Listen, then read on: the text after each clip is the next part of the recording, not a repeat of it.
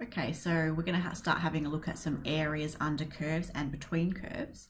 And today we want to have a look at finding the area from under this curve, which is a quartic, so we're not maybe necessarily super familiar with it, and the x-axis. So what we can see is that if we wanted to find the x-intercepts, we could say that we've got the whole function equal to 0, so that you have 12x is 0.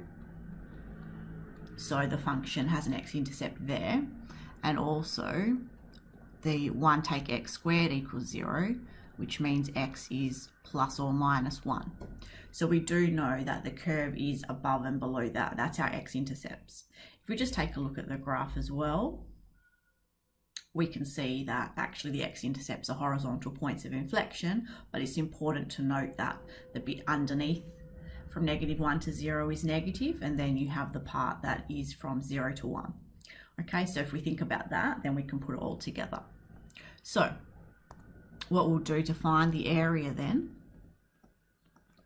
is we will do the absolute value of between -1 and 0 of the function.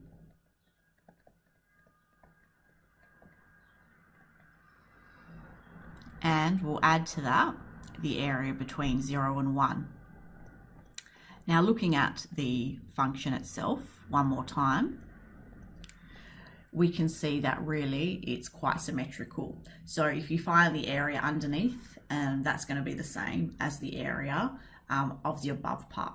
So if we think of it that way, then we can just find one portion, maybe the positive portion, and multiply it by 2. So the better that you know the graph, the more you can cut down on the work. So what I'll do is we'll do 2 times, and I'm just going to do the positive part, so the 0 to 1. Okay, so anti-differentiating that, we know that it's going to be one of those situations where we end up with a scale factor. So let's just do that to the side. So the antiderivative will be, so we've got the 1 take x squared cubed. The derivative of 1 take x squared is -2x, but I can see that I need a 12. So out the front, I need a scale factor of -6. So putting that together here, I have -6, and then I'm going to have 1 take x squared to the power of 4 over 4. Okay, so now I can see what it is that I need, and I can work through that. So I'll have -12 over 4. I can bring that out the front. That's just from the fundamental theorem of calculus. 1 take x squared to the power of 4 between 0 and 1.